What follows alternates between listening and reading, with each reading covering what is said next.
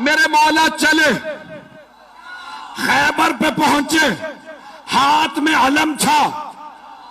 خیبر کا قلعہ بہت بڑا، اوپر کے ایک بہت بڑے حجرے کے اندر مرحب ایک نجومی کے ساتھ بیٹھا کرتا تھا. اس نے ایک مرتبہ نیچے دیکھا کہ آج کوئی نیا آدمی آیا ہے. ایک مرتبہ جناب امیر نے، ہاتھ میں علم تھا، علم ایک لوہے کی سلاخ میں تھا، مولا نے علم اکھاڑا، پتھر کے اندر گاڑا، پتھر میں علم گاڑا. مرحب نے خاموشی سے پلٹ کے نجومی کو دیکھا کہ اب تک جو آ رہے تھے نا وہ علم پھینک کے بھاگ رہے تھے، اس کا مزاج کچھ اور ہے. توجہ، اس کا مزاج کچھ اور ہے. اس نے پتھر میں علم گاڑ دیا. نجومی نے کہا پریشان ہونے کی بات نہیں ہے، ایک برج ہے، جب وہ اس ستارے کے سامنے آتا ہے نا تو لوہے کے لیے پتھر موم ہو جاتا. کمال اس کا نہیں ہے، اس برج کا ہے. وہ اس ستارے کے سامنے ہے، اس لیے لوہے کے لیے پتھر موم ہو چکا ہے. مرحب نے دوبارہ پلٹ کے دیکھا، امامت کے کانوں نے سنا،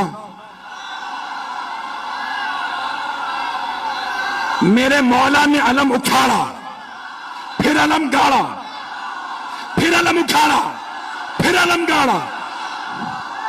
جب 9 مرتبہ گلے میں مولا نے 9 مرتبہ 7 یا 9 مرتبہ علم اکھاڑا اور پتھر کے اندر گاڑا، الگ پتھر میں گاڑا.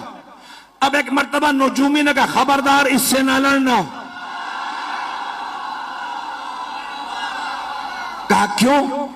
ابھی تو تم نے کہا تھا کہ کمال اس کا نہیں ہے. وہ برج جب ستارے کے سامنے آ جا تو لوہے کے لیے پتھر موم ہو جاتا ہے. کہا نہیں، کمال اس کا ہے. کہا کیسے؟ کہا جب یہ علم اٹھاڑتا ہے برج ستارے کے سامنے سے ہٹ جاتا، جب یہ دوبارہ گاڑتا ہے برج واپس آتا ہے، یہ زمین پہ بیٹھ کے ستارے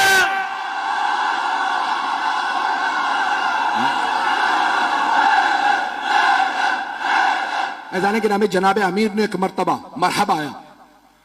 جناب امیر نے تعارف کروایا، سمتنی امی حیدرہ، میری ماں نے میرا نام حیدر رکھا.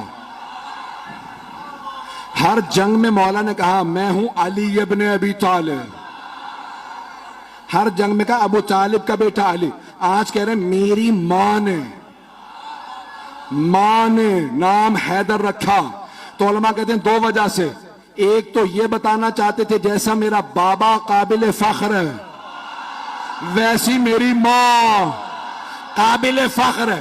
ابرار بھائی نے ربائی پڑھی تھی، ایک جملہ میں بھی کہنا چاہ رہا ہوں. بھئی یہ علی کی ولایت باپ کے خون سے نہیں آتی، ماں کے کردار سے آتی ہے. جانے کے جناب امیر نے ایک مرتبہ مرحبا آیا، تعارف کروایا میں کون ہوں. 2 وجہ سے، ایک کہ پتہ چل جائے ماں کا، دوسرے اس کی ماں نے اسے وصیت کی تھی،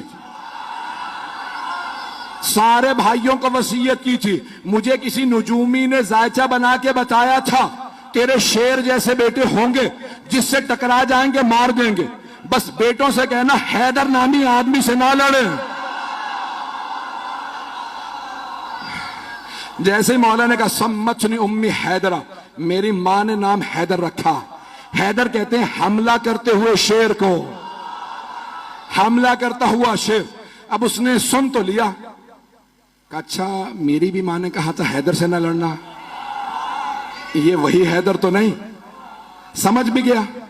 اچھا جب مرحم مارا گیا نا، یعنی تمام مسلمانوں نے لکھا کہ مولا نے اس کو دعوت دی. ٹھیک ہے تو سمجھتا ہے اسلام کی دعوت دیتا ہوں. نہیں مسلمان ہوا، کہا ٹھیک ہے دعوت ہے، حملہ کر. بہت قداور تھا، بہت طاقتور تھا.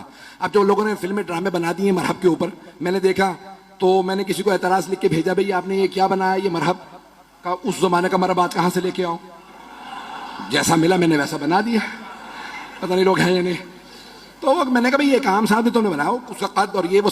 تو بہرحال یہ مرحب آیا ایک مرتبہ آنے کے بعد جناب امیر کے سامنے اس نے تلوار کھینچی، حملہ کیا. مولا نے تلوار سے نہیں، ہاتھ سے اٹھا کے پھینکا. جب گر گیا نا، مولا نے کہا ایک بار پھر آ جا، تاکہ وہ یہ نہ سوچے کہ بھئی شاید میں صحیح وار نہ کر سکا. مولا نے کہا ایک بار پھر آ جا، میں حملہ نہیں کروں گا، تو حملہ کر. اس نے پھر حملہ کیا.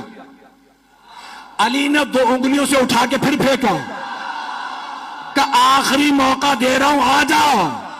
اب مولا نے ذوالفقار کھینچی، اس نے جست لگائی.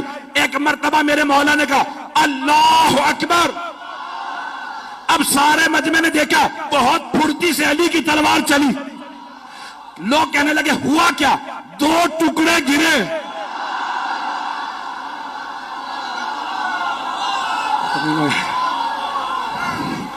حارث آیا، انتر آیا، دیکھ چکے تھے مرحب کا کیا ہوا، پھر بھی بھاگے نہیں.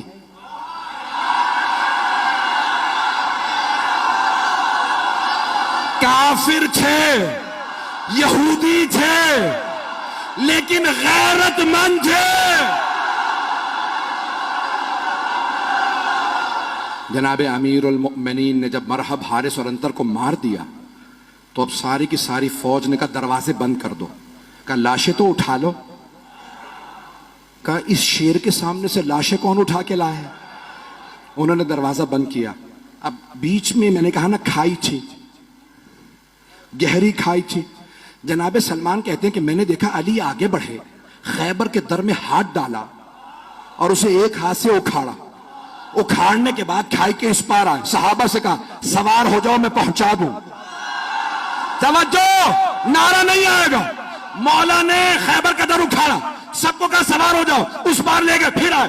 جناب سلمان کہتے ہیں تعجب مجھے اس پہ نہیں تھا کہ علی نے خیبر کا در اکھاڑ لیا تھا، تعجب اس پہ تھا کہ جب علی آ جا رہے تھے علی کے پاؤں زمین پہ لے.